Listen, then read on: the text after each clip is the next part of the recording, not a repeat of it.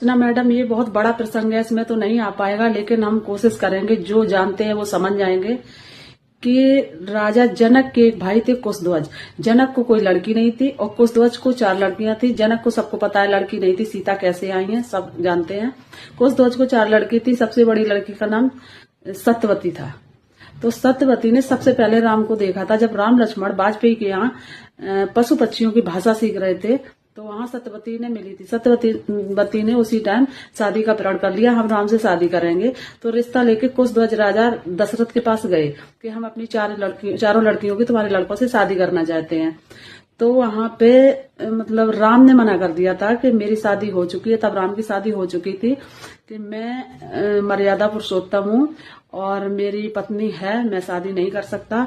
तो वही मांडवी और वो तीनों, भरत और उन सबको मतलब शादी कर दी गई थी। तो मांडवी और उस टाइम राम ने ये बोल दिया था कि मैं सीता की जितनी भी सहेलियां हूँ सबको बहन के समान मानता हूँ और इस जन्म में नहीं कर पाऊंगा, लेकिन अगले जन्म, जब उसने मरने की ठान ली सत्यवती ने, तो राम ने बोल दिया था कि अगले जन्म में मैं जब कृष्ण बनूंगा तो तुम सत्यभामा होगी, ठीक है। और इस टाइम मांडवी की शादी भरत से हो गई थी, तो वो साली हो गई थी भरत की, सत्यभामा, और इधर राम ने बहन मान लिया था। तो ये है।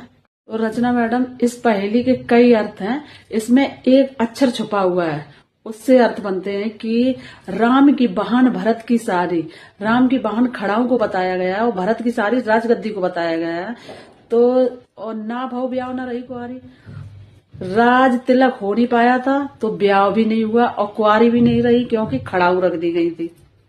एक तो ये है, और एक है राम के बिन भरत की सारी, राम के बिन भरत की सारी गद्दी सोनी रही। तो इसके कई अर्थ हैं, जो जो समझ पाता है उसका अर्थ मतलब वो वैसे देता है, लेकिन इसके एक अक्षर में कई अर्थ छुपे हुए हैं। तो आप लोग कमेंट में जरूर बताएं। राधे राधे।